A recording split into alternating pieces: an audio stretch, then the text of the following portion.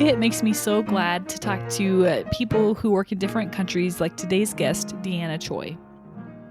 This is the Backstage Creative. I'm Krista Copper. On this podcast, I interview people who work behind the scenes of theater. Today, I'm talking with Toronto-based sound designer Deanna Choi. Deanna has done some really cool work in sound and psychology and how those intersect. If you're interested, she gave a TEDx talk about that. That's up on the internet somewhere that you can find. I don't really do show notes for this podcast.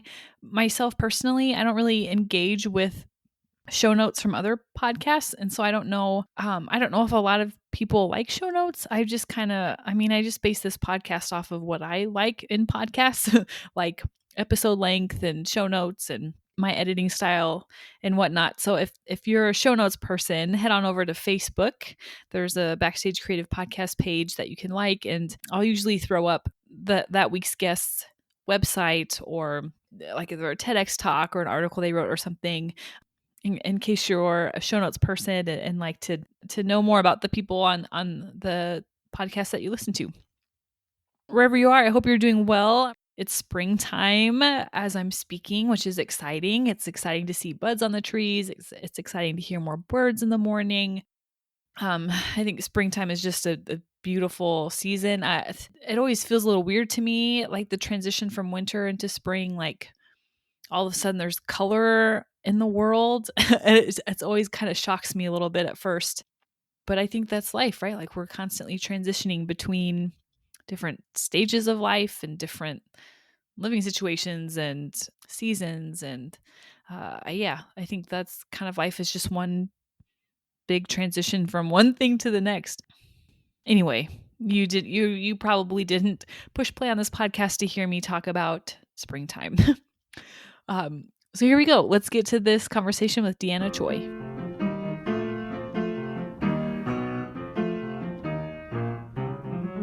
What have you been up to the past, almost a year now? Almost a year. Aside from the whole existential crisis that started off last year, there's like the 5 stages of like denial and regression and whatever. And then I think lately a lot of people have been pivoting to radio dramas and doing online incubation of work, which has been a nice reminder of why we do what we do, but also in some ways kind of a lessened way of working where you have rehearsal and you have elements of tech week, but you miss out on a lot of the fun parts of doing that. So, as I'm sure you've encountered.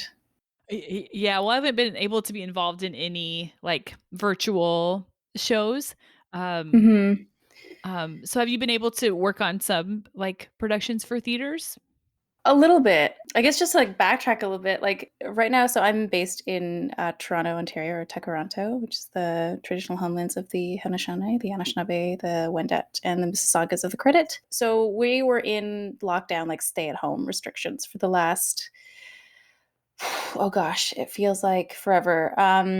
The last 4 weeks, essentially, this whole region, which means that pretty much all, any rehearsing or live streaming came to a halt as mandated by the government. Initially, before, a lot of people were doing sort of trying to figure out ways of doing socially distanced rehearsals. And even the fall, there were a number of live stream performances and things like that of people trying to make some kind of work happen. And even outdoor festivals that popped up during the winter, those came to a screeching halt back in January. So when our cases were climbing up.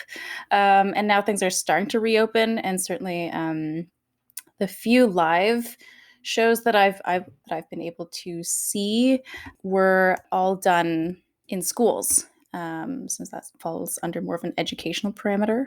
Yeah, it's been a mixed bag. There are a lot of people embracing the Zoom medium too and trying to do either online readings or some kind of performance like that. But yeah, it's a strange world we live in. Yeah. Have you seen anything that's worked well? I think the shows that have been most successful at moving to the online platform have been ones where, like in some of the work that I've been doing, I try to frame it as Zoom is a site specific medium, just like if you performed in an abandoned warehouse or on a bridge outside.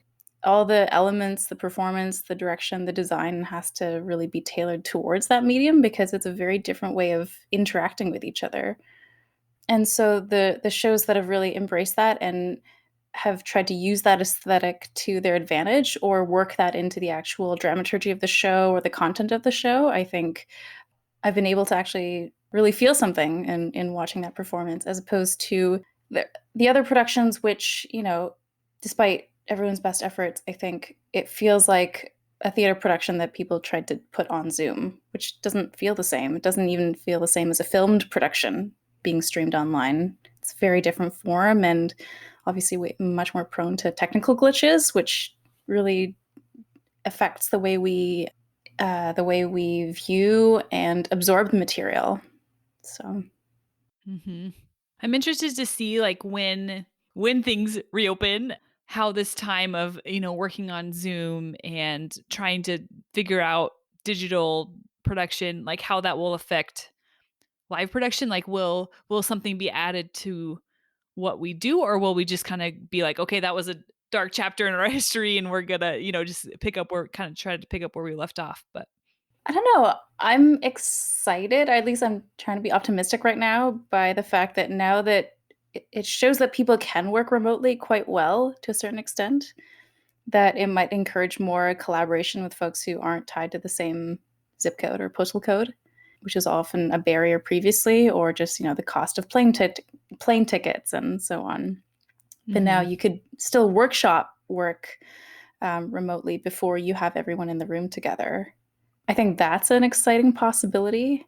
And then I don't know, I guess the folks who have been experimenting with genre and VR, AR, green screens, this kind of remote process, or people leaning into sound art. So I've been fortunate that in my discipline, a lot of people have been pivoting towards more of a focus in sound. I think there'll be a mix. I think a lot of people will be very excited to get back to being in the same space, but we'll also have a whole other set of tools that we otherwise probably wouldn't have had reasons to learn or engage with. Mhm. Have you learned anything that's felt like significant during this time in your world of sound? I don't know. This isn't necessarily life changing or probably news to a lot of folks, but I mean, certainly I live in downtown in a fairly busy city, and when the pandemic started, just how quiet everything was. You're so used to hearing the sounds of traffic and people. And back in March, I'd go outside and didn't even really hear birds that much. It's just quiet and eerie in that regard. And I think it's a reminder to take a step back and listen more often. I know that for me myself, I just run around from project to project a little bit like a headless chicken. The whole feast or famine mentality that you have as a Mhm. freelancer, and how energizing in a way it is to be able to take a step back and observe. I think that's made the work better overall. Mhm. Yeah, I'm so excited to like get back with people, and I'm sure I was talking to someone a few days ago and they're like, when I get back into doing my job, I'm going to have to relearn so many things, and I think we're all going to be there, but I think there's going to be like an authenticity to it because we've all taken time to stop and to slow down and, Mhm. maybe pursue other interests for a little bit, and I think those first few productions, live in-person audiences, um, will be probably kind of rough, but I think there'll be a genuineness to them that was maybe missing before. Absolutely. I would love to hear about your background, where you're from, how you got into theater and music and sound, where you went to school, if you went to school somewhere, and just the general overview of how you got to where you are today. Mhm. So I grew up in Kingston, which is halfway between Toronto and Montreal. For those of you who are a little familiar with Canadian geography, it's a small university town. And I grew up playing music. There was this local drama fest in high school that a few of my friends who were actors were performing in. And they knew I played violin, so they asked me to play music as part of their show. And that was kind of the first real brush with sound design that I had. I didn't know it was an actual field. I didn't know there are people who did it professionally. Never had any intention of pursuing theater as a career, much to my parents' dismay. That was a pivot that I made later on in life after I did my degree. But yeah, I went to school at Queen's University, which is also in Kingston. I ended up doing sort of a dual degree program in psychology and theater. And there was a lot of overlap actually that I found in the two disciplines in terms of how both really are openings into human behavior, human perception, and because a lot of the dramaturgical conversations that people would have in a performance class, let's say, or a literature class, and why character does X, Y, Z, or what they're influenced by, resonated and had so many parallels with psychology and society, and even the underpinnings of neural perception, and why do we respond to each other and the environment in certain ways. So that was an interesting parallel that I've carried into design in one way or another.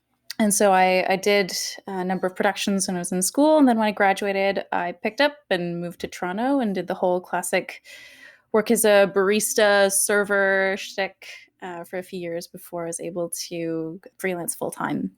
And yeah, I applied for grants to apprentice with a number of designers whose work I really admired, as well as just assisting and seeing as many shows as I could, and having coffee with folks whose work I was really interested in, and eventually, yeah, started working in Toronto and around the country, around Canada mostly. And now I'm a professional cat entertainer. Yeah. Yeah. Add that to your resume. Yeah. So what do you think you because I saw some of your TEDx talk and you're a phenomenal violin player, by the way. Oh gosh. Why do you think you kind of gravitated more towards sound design as opposed to, being a pit musician? Well, there's a production I remember I did in school of The Pillowman by Martin McDonough, and it was the first show that I officially sound designed, whatever, however you want to call that, where the director formally asked me, like, "Can you do this thing?" And and so I got invited to production meetings, and I remember sitting in on a production meeting thinking, "This is really cool." It's super nerdy, but just getting to see the whole conversation behind the scenes of all the departments talking to each other. And this is what costume doing. This is how props is going to achieve this really cool effect here. And like, well, we can augment that with sound maybe. And like the lights are going to do this over here. And then just made me realize how much of a team effort that was. And not to say that playing in a pit isn't a team effort, but I think I'd gotten a little disillusioned with being a performer because of the rigmarole of auditioning, and how much things like winning competition plays into your ability to get jobs, that sort of thing. I think at that point I had started moving away from the idea of a career in performance. Yeah, so then fell into design. Hmm. Yeah, it's interesting. So I don't know if I told you this, but I'm a bass player. And so I think it's interesting to talk to sound designers, because so many of them come from being musicians. I admire sound designers because just like you've talked about the psychology of you're kind of, I don't want to use the word manipulation because that has a bad connotation to it, but you are using sound to move people in a certain direction. And I think that takes a lot of insight into like the human condition and understanding how the mind works and how what humans respond the most to. So how is that something that is kind of instinctual for you, or is that something that you've had to work really hard to understand the psychology behind music? The thing that I tap into most frequently as a designer is being another performer in the room. So whether it's in a literal sense, like i.e., these music cues are kind of another, a fifth actor, let's say, in addition to the quartet of actors on stage, and then there's this give and take and exchange of energy and of sound and of rhythm and movement in that regard, or sometimes thinking about if I was an actor in this scene, how would certain sounds affect me, right? Because I think the biggest thing too about sound design and composition in theater that's different from most film, TV workflows is that the actors hear all the sounds that are happening during the performance, right? It's not Mm-hmm. added in after the fact. So you have the ability for it to have this instantaneous feedback, not only with the audience, but the other performers as well. So there have been times where I've consulted with the director and found sounds that not only add to the soundscape, but could imbue tension in what the actors are playing, either give something for them to play against, and to create more of that dissonance, or is it something that is very sort of emotionally manipulative and more lyrical, so that they actually have to push against that, so that they're not falling into this pit of melancholiness, right? I just love that interaction and how that is discovered in rehearsal, the same way that as musicians you make a lot of choices in rehearsal when you're working with other folks, right? So Mm-hmm. That's cool. I've never thought of like sound design as that like intricately woven into what an actor is doing. I like that. Do you ever get kind of stuck like you know what you want but you can't find it, or you don't know what you want so therefore you can't find it? How do you know when you're stuck in the process, how do you find what you're looking for? you mean every day, right? Usually, I guess going back to the drawing board involves talking to the director. That usually helps. That's usually my first tactic. Or even just going back to the script and going back to some of my earlier notes, like what was I thinking in this moment? Sometimes if it's not something I can tackle right away, I might just take a recording of that scene on my phone and take it home and play it back and try a bunch of different things at home with it. The biggest question I always ask myself is, what does the story need in this moment? And sometimes when I can't think of anything, so often that's a sign that it doesn't need anything. It's just working on its own. Or if it feels like it's missing something, then I guess starting with the most obvious choice and moving further and further away from that.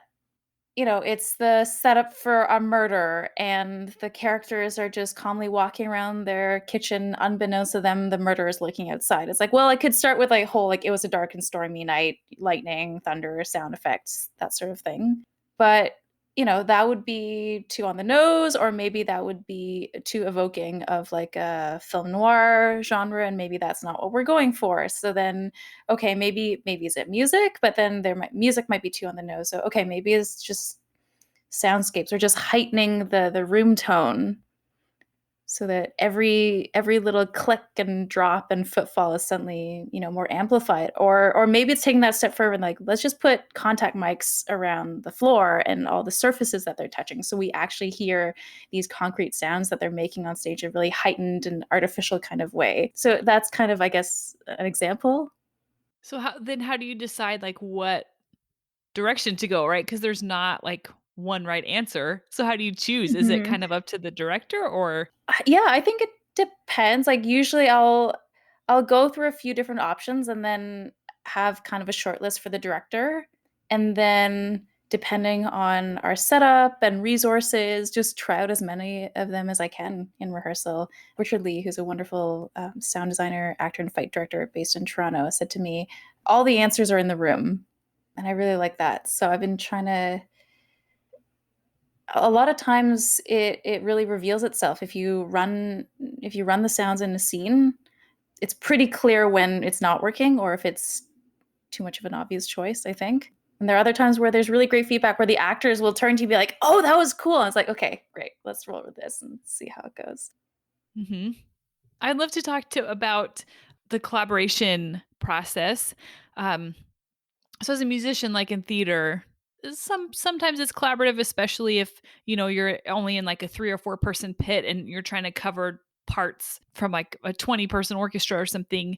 But most of the time, we just kind of play what's on the page. But I mean, in other in instances, like in chamber music and jazz, you get to be more collaborative. And I know that process can be kind of messy, because you have all Hmm. these different opinions, and it's art, and at some level it's personal to everyone. Talk about what you've learned about the collaboration process. I know that's a big question, but Yeah, I mean, it's a huge topic, and it forms probably the bulk of what we do, really, in our line of work, I would say. But it's also kind of what I live off of. I don't ever write my own music. Like, I would never release an EP because I need something else to latch it onto, like a story or a visual or something like that. So for me, that actually really fuels my creativity. I need someone to give me like the limitations of like, here's the box, and it's your job to break it open. I'm like, okay, great. Now I know where the walls are. I can start chipping away at them. Yeah, I mean, collaboration just from all different levels too. It's not just on the creative team per se with the director and the writer and the other designers, but even just getting to the point of tech where you're with the stage manager and the operator. And, because in many ways the operator is the performer of the design, right? In the same way that a composer hands off a sheet of music to a player, or a music director, and then they're in charge of the operation, the execution of it, and you can use whatever techniques you want to make that happen, and that can be more of a personal choice and interpretation. But the understanding is that the essence of what the composer has written will come through in your performance. So, I've created these cues and I've created a cue sheet, but there are certain times where I let the stage manager and the operator, if it's, a very nuanced cue that has to come at a very specific emotional moment that's not tied to just the end of a line or a visual, then, or maybe it is a visual, but it's so fast that I have to let them feel it out rather than being too prescriptive about it, and sort of relinquish that control and let them interpret that as artists themselves. So yeah, that's a lot of fun. Certainly, when I'm doing more musical theater design and systems design, then there's already a composer there and already an MD. So then it's cool because I feel like I can sit back more into a producer type role, like a music producer per se, where it's like they have their vision, their style, they have an idea in their head of what they want the mix to sound like, and so then my job becomes figuring out how to make that come to life. And then when I'm composing, then or designing soundscapes, then just drawing a lot of inspiration too from the visual department. Like what's set doing here? What's costumes doing there with their aesthetic? And what's the timing on that lighting cue? And how is this video transition happening? It really helps inform my choices, and I think I'd be kind of lost without that, to be honest. A lot of times, like, creativity needs boundaries. And so when you Mhm. have the boundary of time or, I don't know, resources or something, I think that's when creativity can really take off, is when there's boundaries involved. Yeah. I mean, kind of like what's happening now. This is like a very extreme example, I think, of the types of boundaries that we're all being put under right now. But yeah. Yeah, that's a good point. And there's creativity happening in ways that I wouldn't have expected 11 months ago. Hmm. So, Hmm. do you have a favorite part of the sound design process? Is there a favorite step of the process that you just always look forward to with every project you work on? The first day of tech, weirdly enough, there's kind of a moment, not in every show, but in the shows that I think really resonate with you and stay with you for a while. There's kind of a moment in the rehearsal process where there's like a click. Everything comes Mm. together and crystallizes in that moment. Everyone gets it. And there's this electricity in the room, and you'll never replicate this on stage ever again, but you were all there to witness it. And that in itself is cool enough and gives you this ridiculous adrenaline high. But I think in terms of what I regularly look forward to is, yeah, it's probably like the first tech work through, because everyone's set up and ready to go and everyone's excited because the first time they're seeing the set for the first time, and half of the lighting cues, and you're sitting at the production table with a console and you just feel like you're in the bridge of the Enterprise and that you're like about to take off into space, and it's great. And just being on set, and I miss being on comm. I just miss having a headset and hearing a stage manager being like, sound one, lights one, video one, and go. And I'm like, oh, yeah. Someone recorded. I'm actually interviewing this person in a week or two. They were a YouTube video of like it's a stage manager and they're like calling cues. It's a YouTube Yeah. video. It's like 5 minutes to places, and I'm just like, I could just listen to this for a while. Yes. Please. Oh my goodness. Can you send that to me, please? Yes. I will. I want that to be like my bedtime ASMR, like 2-hour loop. Yeah. I just want someone to tell me where to go and how long I have to get there. Yeah, exactly. What time do I have to be there and what do I have to bring? Yeah. Yeah. Yeah. It's so funny. Back in August, I went camping with some friends, and one of them is a stage manager. So he sent a daily for our trip. It was great. Did he give you 5-minute warnings? Yeah, exactly. Oh, man. So, like gear-wise, what are you using when you're creating soundscapes or, looking for sound effects or composing? What are some of, like, either the programs or equipment that you're using when you're, designing? They're pretty standard, like QLab, obviously, for playback of cues, programming them. I'm a Logic user as my DAW.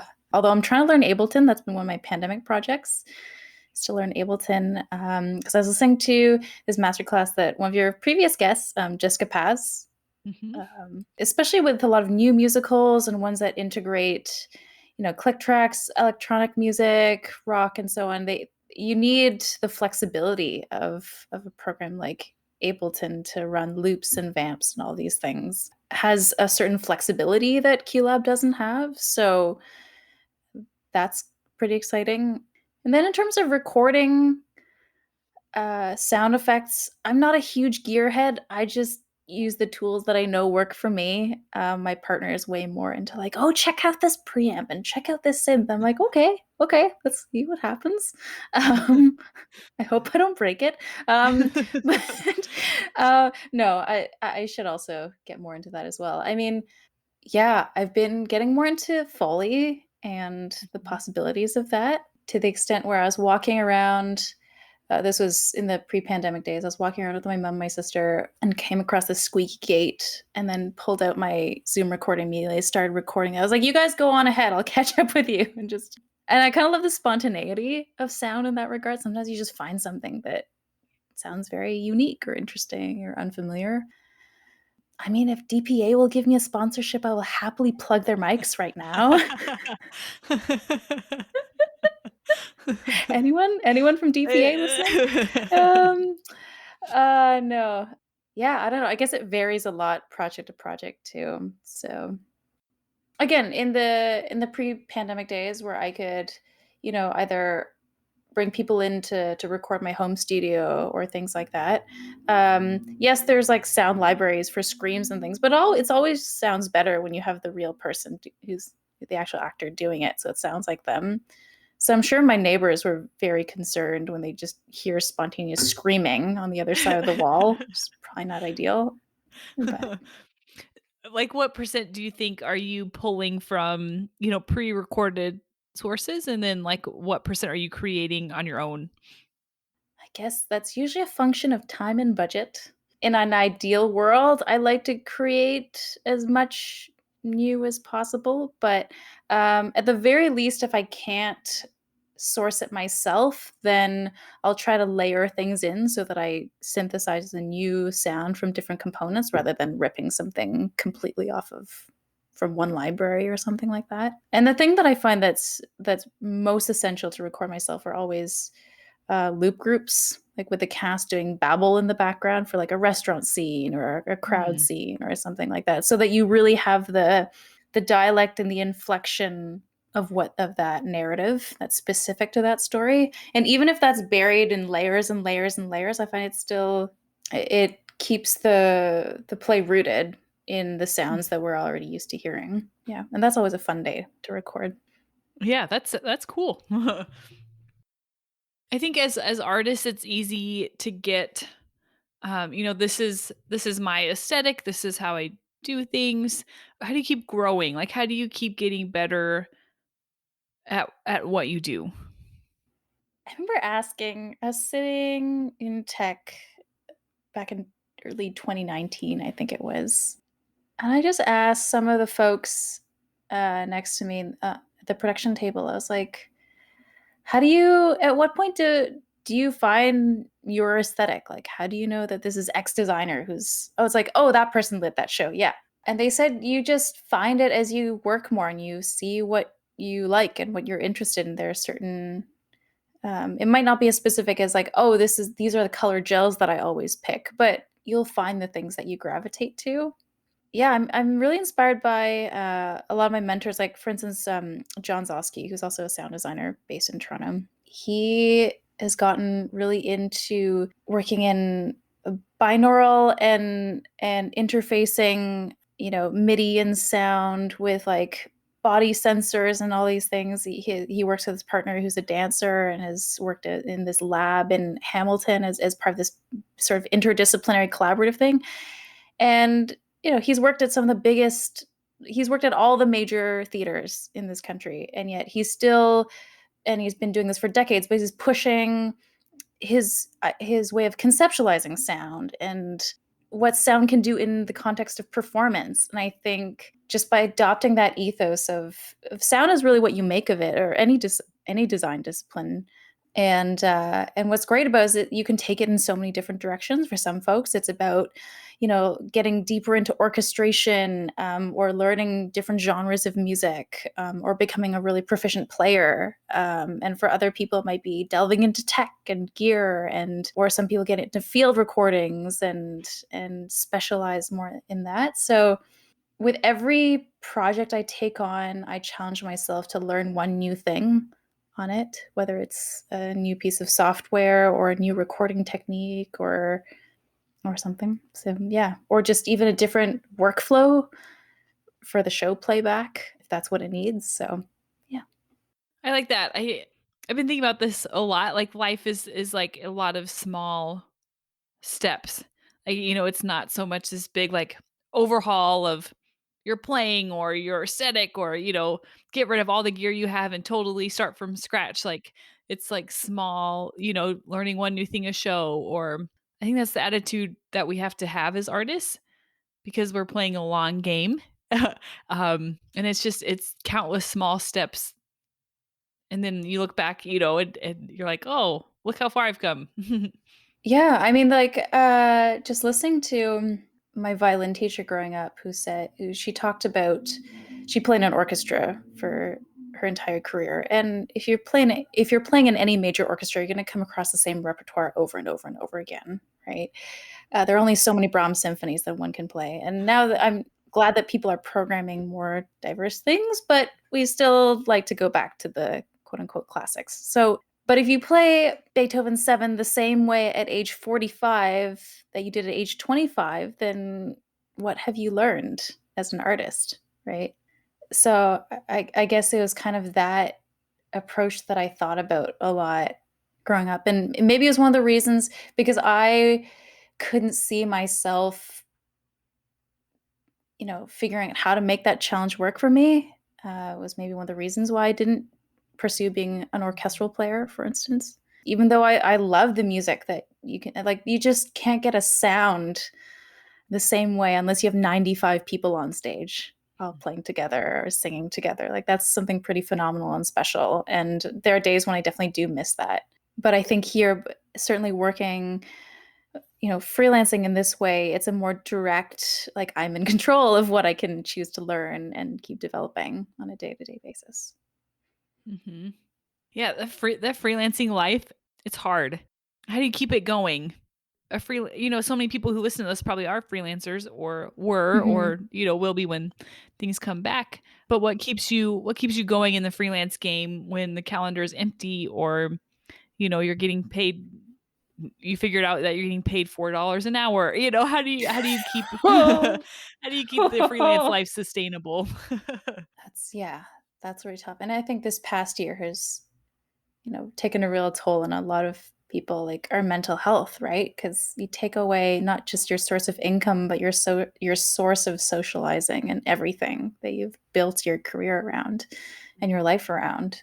I try to remind myself was that I initially had wanted to go into academia when I was in school and, go to grad school and go into research or something like that, and made the shift into taking sort of this leap of faith into the arts. And I remind myself that there's a reason why I left.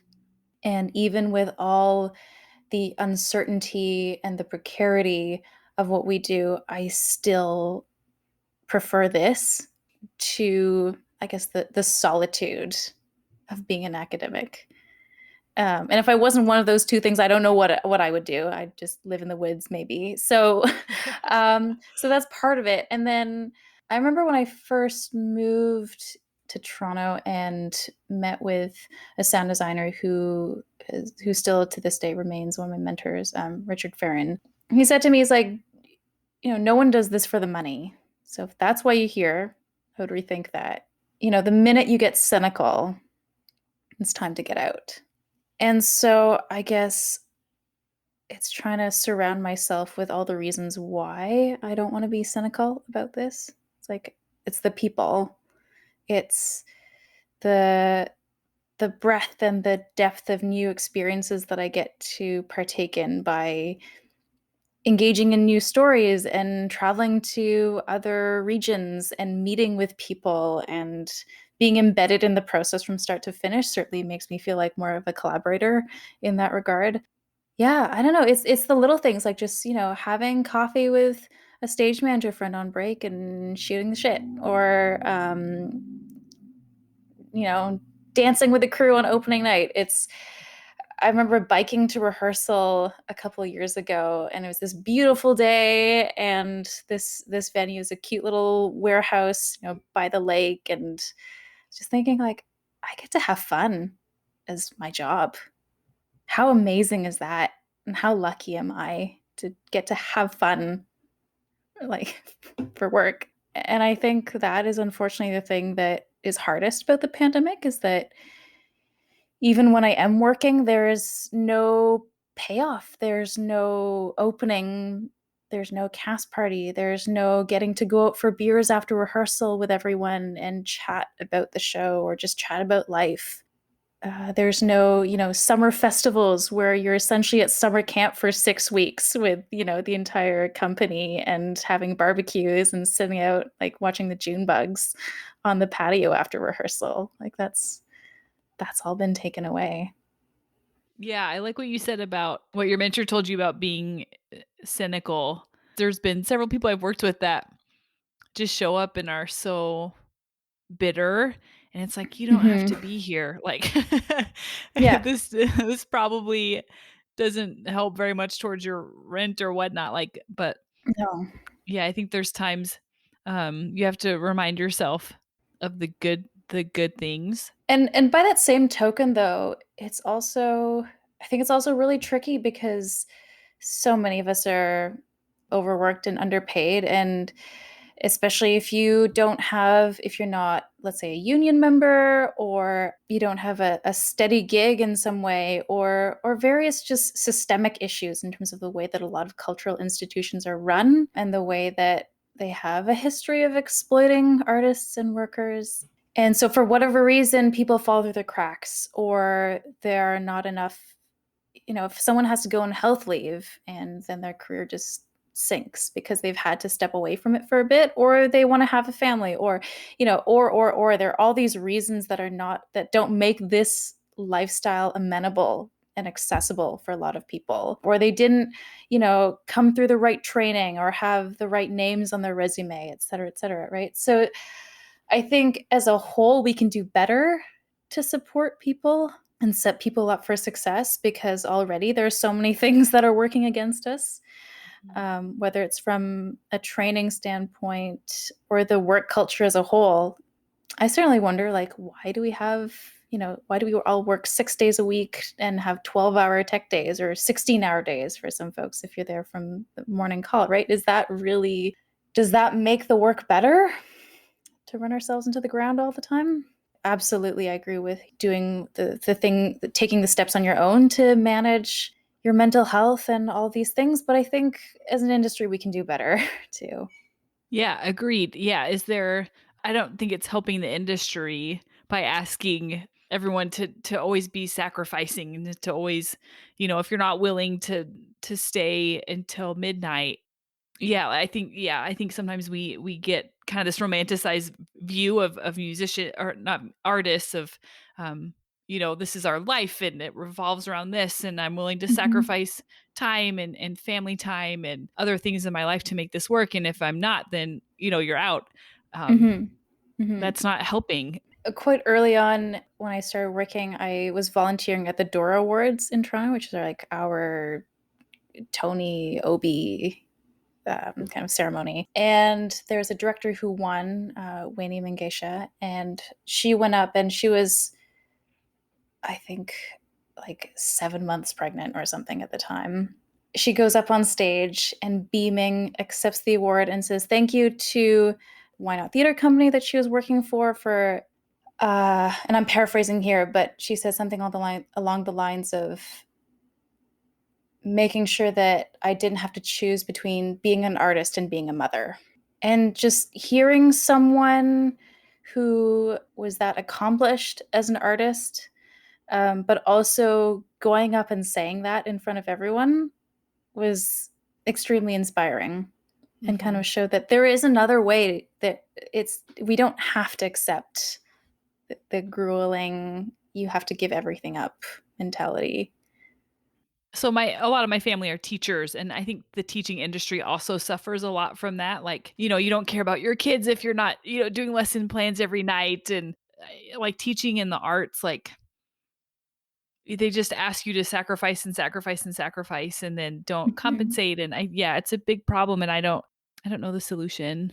Especially teachers right now, I don't know how they're doing it. Just they're absolute troopers right now. Hmm. Yeah. Did I see that you taught something or did teach something? I've just done some guest instruction in sound Okay. design, yeah, for a few places. So So when you go to guest instruct, do you have like a spiel, or do you talk about, like, are you given like something specific to talk about? How does that work? usually there's something specific. I mean, depending on where it is. Like, so last fall, I taught at the National Theatre School of Canada for their sound intensive, which was a week with the students over Zoom, and we went through like the process of designing a show from top to bottom, and did a lot of exercises and that sort of thing. And then some of them are more one-offs. It might be a group of directing grad students, or it might be a high school arts outreach program. So I really tailor my spiel to whoever it's for. And sometimes I've done more like open webinars. So I try to then make it really accessible, whether it's, sound design for whether you're a director or a choreographer or a producer or another sound designer, and just talking about how it all integrates. Actually, later this week, I'm doing a quick talk on cultural appropriation in sound design and music. So, yeah, that's a new one that, well, I've encountered just as part of working, but actually digging into it and reading up more on the history of it. And that's been really insightful for me as well to sort of prepare this talk. So, Hmm. mhm. That sounds cool.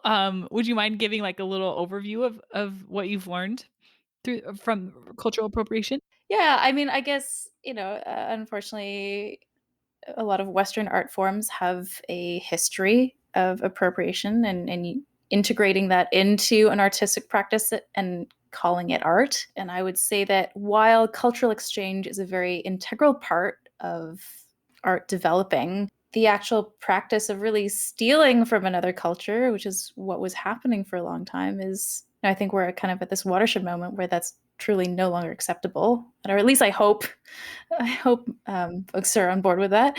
And what it comes down to, the biggest distinction I think between cultural exchange and appropriation comes from an innate power imbalance between the two cultures that are giving or taking. So let's say if you have culture A taking making a piece of art, and they go to artists of culture B and they say, "Hey, um, we're really inspired by this style of music that you're doing, this throat singing or drumming. Can we learn from you?" And then the culture B is like, "Okay, sure. Let's Here's an elder, and we're gonna have a session." And then culture A is like, "Okay, great." So then they take that and then they hire a composer from culture A to Mm. create a piece of music that's based on the things that they learned from culture B. Then they don't compensate culture B, and then create an album. Then that becomes problematic.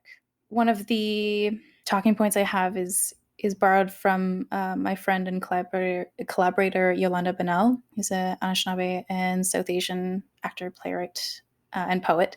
And she's saying consultation does not equal consent, which I think is the biggest issue right now. A lot of folks are starting to branch out into the whole realm of consultation, but often going in with maybe an assumption of what they're going to get out of this consultation. And you might not hear what you want to hear, which is unfortunate, but that's the reality of it. And you have to be willing to accept that if you're truly going to say you consulted someone. Be ready to hear no. And context is so important, right? It's having varied consultation sources, not just one person being the spokesperson for an entire community, an entire nation. You know, if a certain melody, for instance, is only can only be used in sacred contexts by members of a certain community, then you, as someone from outside that community, probably shouldn't go in and put that in a very secular moment in a show where it's not appropriate, right? Like that again is I guess goes back to that power imbalance, and so being cognizant of that is really important.